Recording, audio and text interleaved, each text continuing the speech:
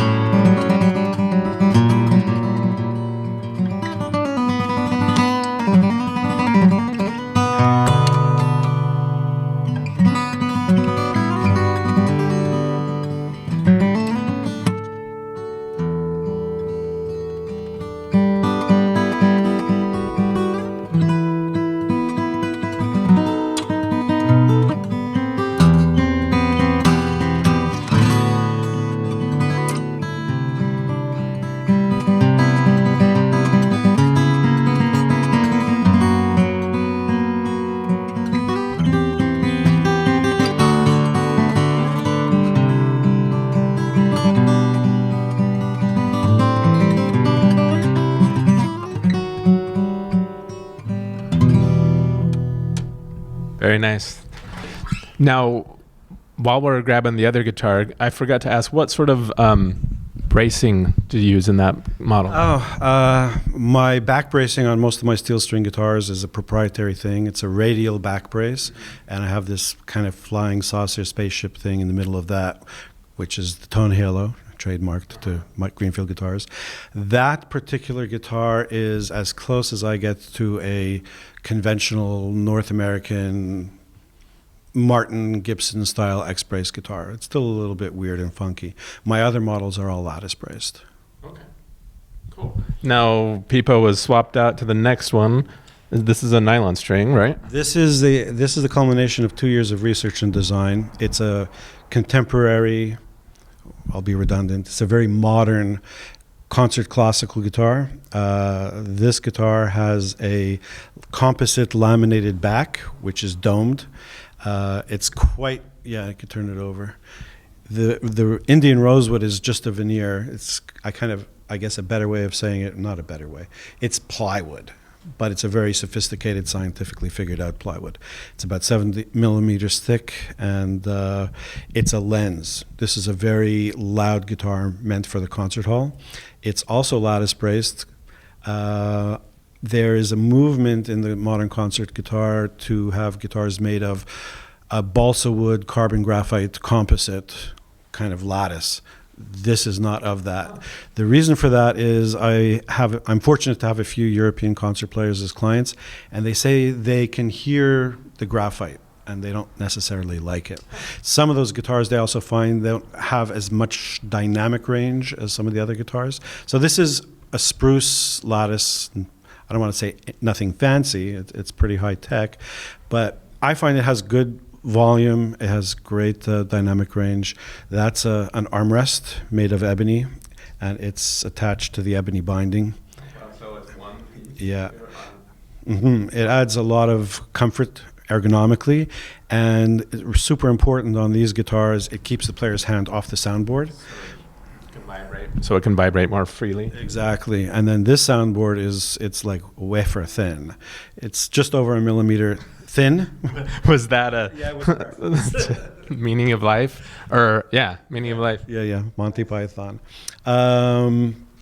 It's just over a millimeter thick or a millimeter thin. And there it is. It has, hold on, I have props. Yeah, sorry. It has this key, which fits in this little hole.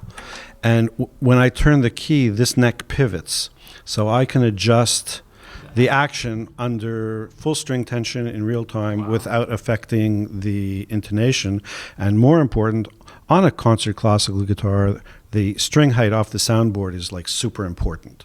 So I set it once and my soundboard string ratio always remains the same, but I can change the action according to the player can change the action according to their needs. So a concert guy, if he's going to be playing out against a violinist or a cello, he's going to need a lot of volume. He'll kick it up so he can dig in. But if he's at home rehearsing some crazy difficult piece, he can lower the action so he doesn't kill himself during his rehearsal time. That's really neat. Should we have people play this?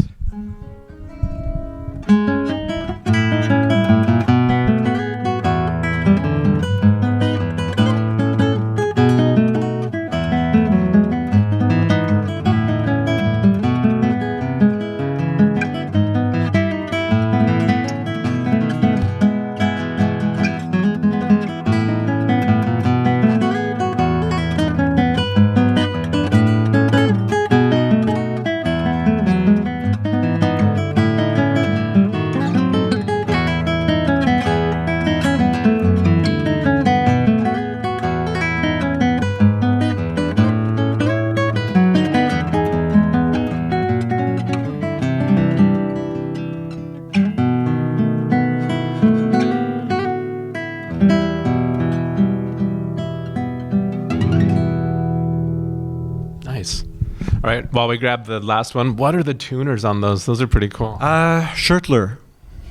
I haven't seen those Oh, ones before. sorry. I used them on people's other guitars. This is Baljak tuners, Baljak. They're made in Croatia. They're beautiful. Yeah, they're pretty hip. I like them a lot. They work well, too.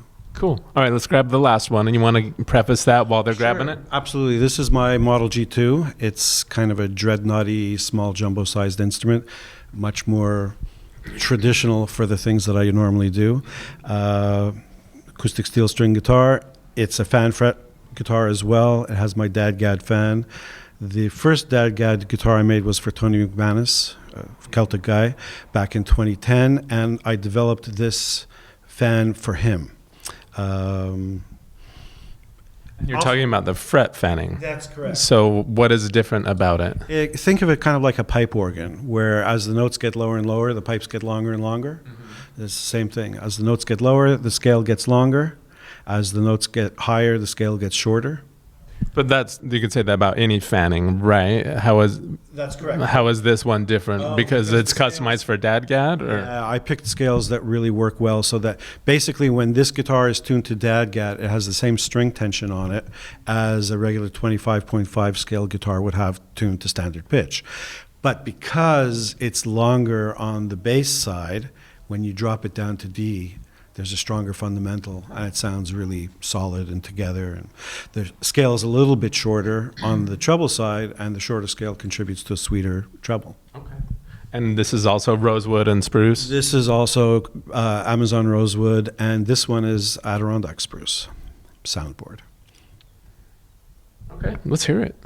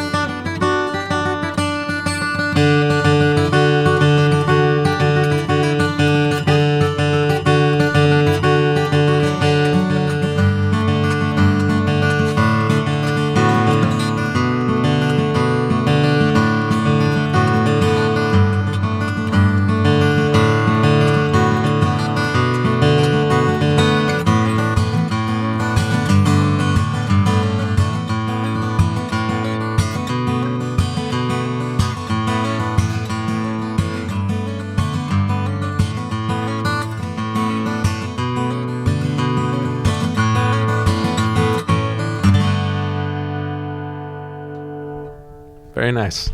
All right, Michael, you want to tell people where to go online to look at these guitars and all your other stuff? Absolutely. www.greenfieldguitars.com, Facebook, Instagram, peporomero.com, everything you need, man. Sweet. Thanks, Michael. My Thanks, thrill. Pipo, for playing for us, and thanks for joining us, guys. I'm Sean Hammond for PremierGuitar.com.